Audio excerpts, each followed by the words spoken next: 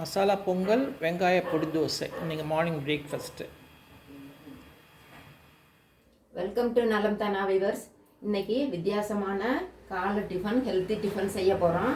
அதுக்கு ராகி மாவு பாசிப்பருப்பு வச்சு வெஜிடபிள் மசாலா பொங்கல் அது மாதிரி செய்ய போகிறோம். இப்போ ஒரு கப்பு, நான் கொஞ்சமாக செய்கிறேன். நம்ம ஓரளவு, அதாவது ஒரு கப்பு பாசிப்பருப்பு, அரை கப்பு மாவு ஜவ்வரிசி, இதை ரெண்டையும் போட்டு ஒரு 2 தடவை கழுவிடலாம். ஒரு கப்பு அரிசிக்கு ஒரு கப்பு ராகி மாவும் எடுத்து வச்சுக்கணும். அது அப்புறம் தான் போடணும். அதனால இப்போ ரெண்டையும் 2 தடவை ஜவ்வரிசியும் பாசிப்பருப்பு எடுத்துக்கீங்க. ஓகே. இப்போ 2 தடவை கழுவி இது மாதிரி 6 பங்கு தண்ணி வச்சிருக்கேன். அது சூடு ஏறிச்சு. இப்போ இதில் போட்டுக்கலாம். இந்த பாசிப்பருப்பையும் மாவு ஜவ்வரிசி தான் இதுக்கு போடணும். முழு ஜவ்வரிசி போட்டோம்னா அந்த முத்து முத்தா தெரியும். இதுக்கு இப்போ உப்பு போட வேண்டாமா? இதுக்கு கொஞ்சம் உப்பும் போடலாம். இதில் வெங்காயம், பெரிய வெங்காயமும் போடலாம். நான் சின்ன வெங்காயம் நல்லதுன்னு சொல்லிட்டு சின்ன வெங்காயம் போட்டிருக்கேன். ஒரு வெங்காயம், கேரட் ஒன்று சின்னது, அதுவும் இதில் போட்டாச்சு. பீன்ஸ் இருந்ததுன்னா பீன்ஸும் போட்டுக்கலாம். கொஞ்சம் சாம்பார் பொடி, மஞ்சள் பொடி, இஞ்சி, பூண்டு, கொஞ்சம் மிளகு, இதெல்லாம் தான் மசாலா பொங்கல். இதெல்லாம் ஆமாம், இதெல்லாம் போட்டிருக்கோம் இந்த சாம்பார் பொடி போடுறதுனால. இது தக்காளி ஒன்று, பொடிசாக நறுக்கி தக்காளி பொடிசாக நறுக்குனது. இதை முருங்கைக்கீரையும் போட்டுக்கலாம். நான் முளைக்கீரை சும்மா ஒரு கைப்பிடி அளவு எடுத்து இதை கட் பண்ணி இதிலே போட்டுக்கிறோம். இதெல்லாம் சத்துள்ள பொங்கல். ஆமாம், அவங்களுக்காக தான். அது ராகி எலும்புக்கெல்லாம் நல்லது. ஆமாம். இதுக்கு கொஞ்சமாக உப்பு, அப்புறம் மாவு கலக்கையில் கொஞ்சம் உப்பு போடணும். சும்மா கொஞ்சமாக உப்பு இதுக்கும் போட்டு கொஞ்சம்னா ஒரு ஸ்பூன் உப்பு, சின்ன ஸ்பூனில் ஒரு உப்பு. அப்படி சொல்லுங்கள். கொஞ்சம்னு சொல்லக்கூடாது. அளவு தான் நமக்கு சொல்ல வேண்டியது முக்கியம். இப்போ இதை மூடிடணும். இதை மூடி நல்லா வெயிட் போட்டு எவ்வளோ நேரம் வேகணும்? நல்லா ஒரு 2 சவுண்டு வர அளவுக்கு. பருப்பு குழாயும் இல்லையா, ஆமாம், அந்த அளவுக்கு விட்டுடணும். அப்புறம் எடுத்ததுக்கு வெயிட் போடணுமா? இப்போ போடணும். கொஞ்சம் ஆவி வரட்டும். இல்லாட்டினா ஓட்டையில் அந்த இப்போ அந்த இது எப்போ கரைச்சி வைப்பீங்க? மாவாவே கொட்டிடலாம். கட்டி ஆகிடுமே. ஆகாது. அந்த இது அந்த அந்த ஒரு கப்பு ராகி மாவு கலந்தாச்சு. ராகி மாவு ஒரு பாத்திரத்தில் போட்டு இதுக்கு ஒரு அரை கப்பு தண்ணி ஊற்றி கலக்கிக்கலாம். சொல்லு. நல்லா கட்டி இல்லாமல் கலந்து ரெடியாக வச்சாச்சு. இப்போ நல்லா சவுண்டு 2 சவுண்டு இல்லைன்னா 3 சவுண்டு நம்ம குக்கருக்கு தகுந்தாப்புல எடுத்ததுக்கு அப்புறமேல அதை நல்லா ஸ்மாஷரில் நல்லா கொஞ்சம் ஸ்மாஷ் பண்ணிவிட்டு இதை எடுத்து அதில் ஊற்றி ராகி மாவை ஊற்றி நல்லா ஒரு 10 நிமிஷம், ஏன்னா ராகி மாவு வேகணும் இல்லையா, அதனால் உப்பு போட்டு எண்ணெயெல்லாம் ஊற்ற வேண்டாம். அப்புறமேல தாளிக்கணும். வேற தாளிச்சிட்டு நல்லா ஸ்மாஷ் ஆகிடுச்சு பாருங்க. தண்ணி எடுத்துட்டீங்களா? தண்ணி இருந்ததுன்னா, அதாவது தனித்தனியாக இருக்காப்புல இருந்துச்சுன்னா தண்ணியை வடிச்சிட்டு நல்லா ஸ்மாஷரில் நல்லா ஸ்மாஷ் பண்ணிவிட்டு. இப்போ நீங்கள் தண்ணி வடிகட்டிட்டீங்க. ஆமாம். இப்போ தண்ணியை வடிகட்டிட்டு இதில் நல்லா கடைஞ்சாச்சு. இப்போ திரும்பவும் இதில் ஊற்றிடலாம். போதுமா? நல்லா வெந்துருச்சு, நல்லா மசிச்சு நல்லா தளன்னு இருக்குது. இப்போ இதை மாவு, ராகி மாவை கொஞ்சமாக தண்ணி ஊற்றி கலந்து வச்சுருக்குறோம். இப்போ இதில் கொஞ்சம் கொஞ்சமாக ஊற்றி அப்படியே கிளறி மாவு வேகிற வரையிலும் ஒரு 10 நிமிஷம் விடணும். கிண்டுங்க.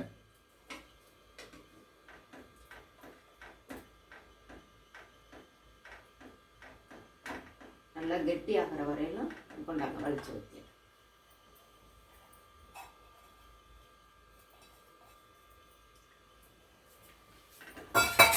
நல்லா கிண்டிக்கிட்டே இருக்கணும். ஆமாம், மூடக்கூடாது. ஆமாம், மூடணுமா? மூடக்கூடாது, அடியில் பிடிக்க ஆரம்பிச்சிடும். இதுக்கு தகுந்த உப்பு மட்டும் கொஞ்சம் போட்டுருங்க.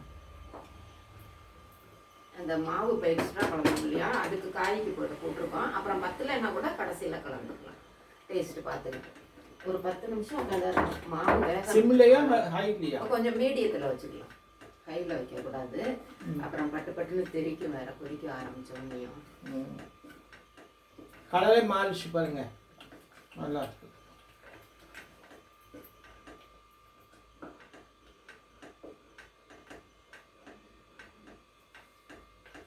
ஒரு 10 நிமிஷம் வேகணும்.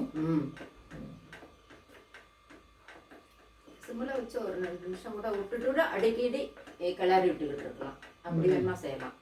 நம்ம பாட்டில் மூடிட்டு ரொம்ப நேரம் விடக்கூடாது. இல்லை இப்படி செஞ்சால் இது பாருங்க கெட்டி ஆயிடுச்சு பாருங்க. நீங்கள் மொளை போடுறதுக்கு இப்போ வித்தியாசம் இருக்கு. ஆமாம், டக்குன்னு தண்ணி இழுத்துரும், அப்சர்வ் பண்ணிக்கலாம். இங்கே பாருங்க கலரே அழகாக இருக்குது.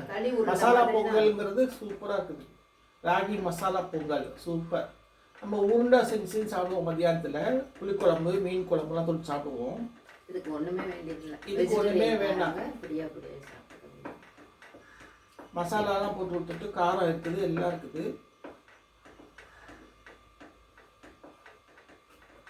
உடம்புக்கும் நல்லது. ஹெல்த்தி. கீரையும் போடுறோம் நம்ம. உடம்புக்கும் ரொம்ப நல்லது. எல்லாமே அப்படியே ஆயில் கம்மியாக தான் போடுறோம். தாளிக்கிறது ஒன்று தான். நெய் இல்லாட்டி வேணுன்னா தாளிக்கலாம், இல்லை எண்ணெயில தாளிச்சிக்கலாம். கொஞ்சமாக எண்ணெய் ஊற்றி தாளிச்சிக்கலாம். இந்த மாதிரி மரக்கட்டையில் நம்ம கிண்டுனோம்னா களி கிண்டுறப்போ நம்ம அந்த மாதிரி இதில் கிண்டோம்னா தான் நல்லது. நல்லா கிண்டெல்லாம் வரும். நம்ம கரண்டி எவசில் கரண்டியில் கிண்டினோம்னா அவ்வளோ சரியாக வராது. அதுக்கு தான் அந்த காலத்துலலாம் களி ஒரு செய்கிறப்போ அந்த ஆப்பக்க நல்லா பாருங்க சூப்பராக இருக்கும்.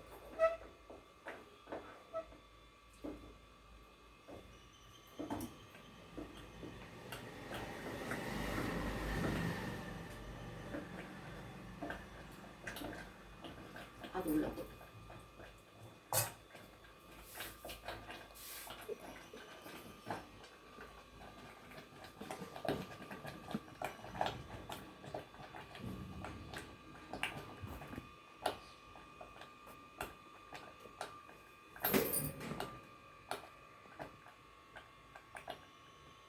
பாருங்கள். அப்படியே கொதிக்குது பாருங்கள். கலரே மாறிடுச்சு பாருங்கள்.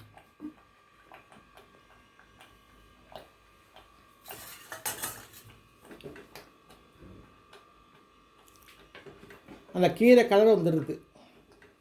பொதுவாக அந்த கேபுரு களியும் கருப்பாக தான் தெரியும். இருண்ட கலர் இருக்கும். சிவப்புன்னு சொல்ல முடியாது. இருண்ட கலராக வந்துடும்.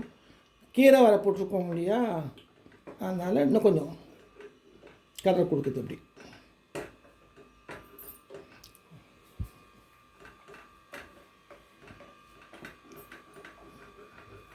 நம்ம நம்பர் ஆஃப் பர்சன்ஸ் தகுந்த மாதிரி நம்ம செஞ்சுக்கலாம். இது மார்னிங் பிரேக்ஃபாஸ்ட்டுக்கு நல்லது. இது பேஸ் நீங்கள் செஞ்சு பாருங்கள். நலன்தாளா சேனலுக்கு சப்ஸ்கிரைப் பண்ணுங்கள். பெல் பட்டனை மறந்துடாமல் அமுக்குங்க. இப்போ நம்ம வந்து தாளிச்சிடலாம். தாளிச்சிட்டோமா? கொஞ்சம் கெட்டி ஆகும், நேரம் ஆகும். அந்த இதில் சொல்லி தாளிச்சிடணும்.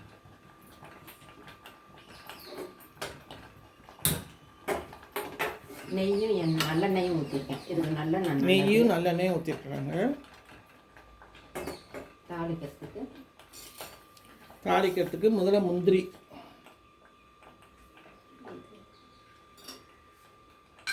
முந்திரி வந்து போடுறது வந்து ஆப்ஷனல் தான். வேணும்னா போடலாம், வேணா விட்டுடலாம்.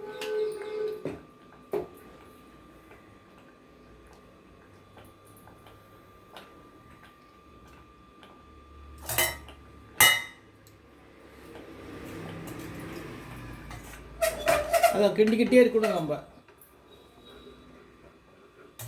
இப்படி வச்சு கிண்டுங்க, அப்போ தான் நல்லது. பிடிச்சிட்டு கிண்டினா தான் நல்லது.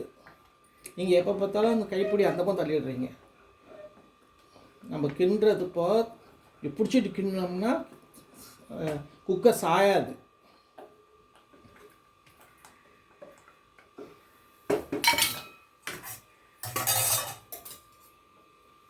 இப்போ நம்ம வந்து முந்திரி வறுக்கிறோம். கொஞ்சம் இருங்க, இங்கே வச்சுருங்க. நான் பார்த்துக்கிறேன். நீங்கள் எதுவுமே அவசரப்படாதீங்க. சில விஷயங்கள் அவசரப்படாமல் செய்யணும். இப்போ நம்ம முந்திரி பருப்பு பார்த்து இதில் போட்டுப்போம். கருவேப்பிலை வச்சுருக்குறாங்க, கொத்தமல்லி வேணாலும் போட்டுக்கலாம். இப்போ கடுகு, மிளகு, ஜீரகம், உளுத்தம்பருப்பு, கொஞ்சோண்டு பெருங்காயம்,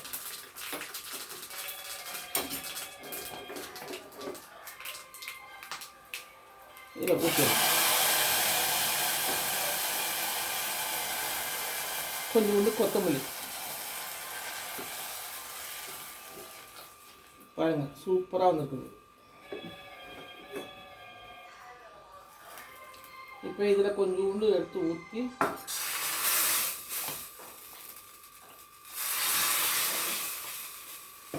இந்த மிளகு பொங்கல் வாசம் அடிக்குது பாருங்க. நல்லா கம்மன்னு வாசம் வருது. இப்பயே மசாலா பொங்கல் அப்படின்னு சொல்கிறோம் இல்லையா, கேவூர் மசாலா பொங்கல். இதை அப்படியே விட்டுட்டோம்னா நமக்கு வந்து இன்னும் கொஞ்சம் நேரம் நல்லா அப்படி வந்துடும்.